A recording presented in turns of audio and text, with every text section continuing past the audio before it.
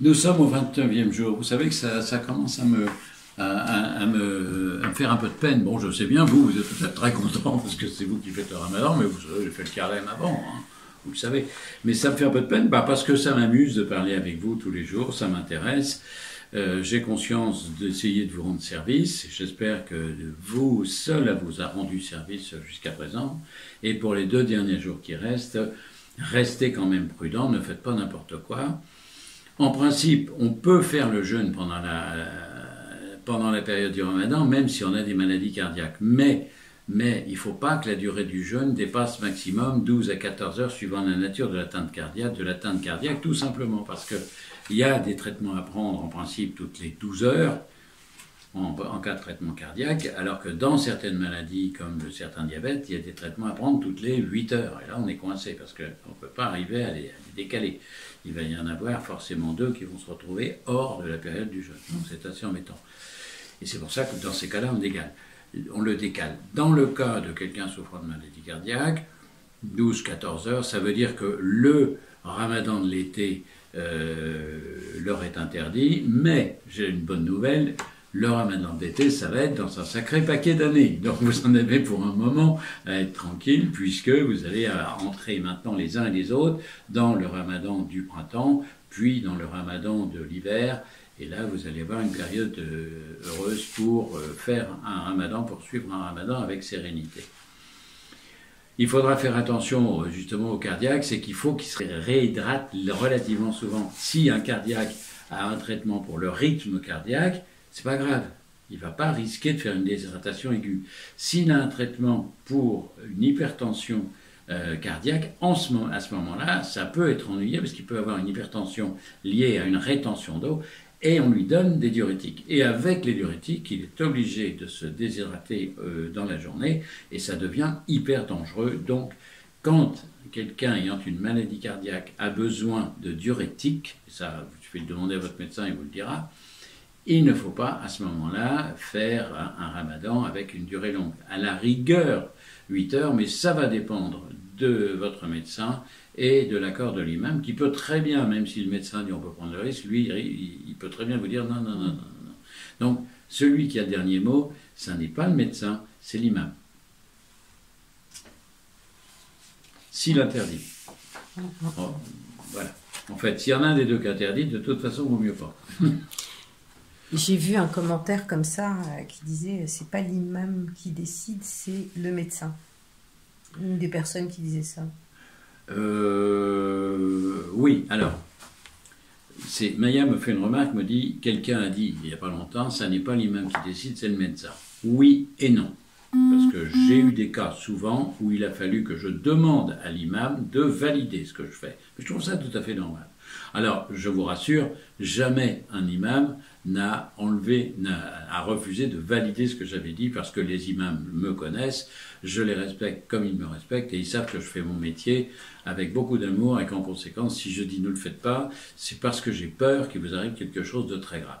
Et l'imam ne voudra pas, comme il est intelligent, prendre la responsabilité, lui, de vous faire courir un très gros risque parce qu'il sait que le doc, quand il dit quelque chose, c'est qu'il est sûr de ce qu'il dit. Il dit pas n'importe quoi. Et les imams, dans l'immense généralité, me suivent et m'écoutent quand je leur demande. À ce sujet-là, avant que le jeûne s'arrête, je tiens à remercier Maya d'avoir envoyé sur le net 4 belles pages qu'a écrit Haleb Belcher, qui est un monsieur génial que j'aime beaucoup, qui est un imam respecté, qui est très connu, et qui a écrit 3 pages qui me sont allées droit au cœur, dans lesquelles il a également cité mon épouse en la félicitant pour sa cuisine. Et ça, j'avoue que là, Maya m'a fait très très plaisir. Si le cardiologue interdit de faire un jeûne du ramadan l'été, il faut lui obéir, quitte à le déplacer à la saison froide. Sachant que si on a un problème de santé, vous avez le droit justement de décaler votre période du jeûne. Si vous ne pouviez pas le faire, je comprends que ça vous mette dans un état de désespoir, mais puisque vous pouvez le faire, pour ne pas risquer votre vie, et que les imams vous l'approuvent, je ne vois pas pourquoi vous feriez vous-même. Vous savez, j'ai eu la même chose avec le carême. Je faisais le carême, en fait j'en faisais 44 jours, 45 jours. Pourquoi ? Parce que je faisais le carême même les dimanches. Jusqu'au jour où mon curé, qui était invité à déjeuner avec nous à la maison, m'a dit bien sûr, vous faites votre cure du carême le dimanche, docteur. Je dis, bah non, je fais le carême, quoi. Mais c'est pour ça, d'ailleurs, parce qu'on dit toujours c'est 40 jours, moi ça dure 45. Il dit, forcément, les dimanches ne sont pas compris dans le carême, docteur. Et là, j'ai compris que depuis 2 ou 3 ans, ça faisait 3 ans, je me punissais. Ça ne veut pas dire faire n'importe quoi, ça veut dire aussi être, voilà, se remettre au... C'est se remettre, c'est manger un petit peu, enfin, se faire plaisir. Dans la religion catholique, on a parfaitement le droit de boire un alcool à condition d'être raisonnable. La religion catholique interdit formellement, bien sûr, de prendre de se saouler comme un malade. Bah oui. C'est interdit. C'est d'ailleurs pas non plus bien vu dans le Coran. Ouais. Mais j'ai remarqué avec énormément de surprise que le Coran n'interdit pas formellement l'alcool. Il recommande de ne pas boire d'alcool. Et ça, c'est intelligent. Bah oui. Parce que quand vous interdisez à quelqu'un, il a envie de faire des bêtises. Si vous lui dites « sois sage », il y a 9 chances sur 10 pour qu'il soit sage ou elle soit sage. C'est très intelligent. Et c'est ce qui est dans la religion catholique. En fait, on lui remet la responsabilité entre les mains. Exactement. Tu veux le faire ? Tant pis pour toi. À la rupture du jeûne, je vous propose des abricots pochés et des amandes grillées, une boisson chaude ou froide sans lait, sucré ou non, un bouillon de courgettes, du cabillaud au four, au parfum d'anis, ça c'est bon comme tout. Et puis le matin, allez, on va se faire plaisir, un couscous de mouton et merguez avec une semoule au pistache. Et là, vous allez beaucoup m'aimer.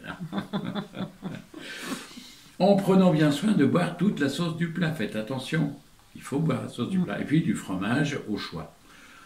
Alors, on va vous faire le petit truc d'abricots pochés et amandes grillées, ça va être sympa. Comme recette ? Oui, parce qu'il y a des cerises confites, il y a 700 grammes d'abricots, il y a un bateau d'angélique confite.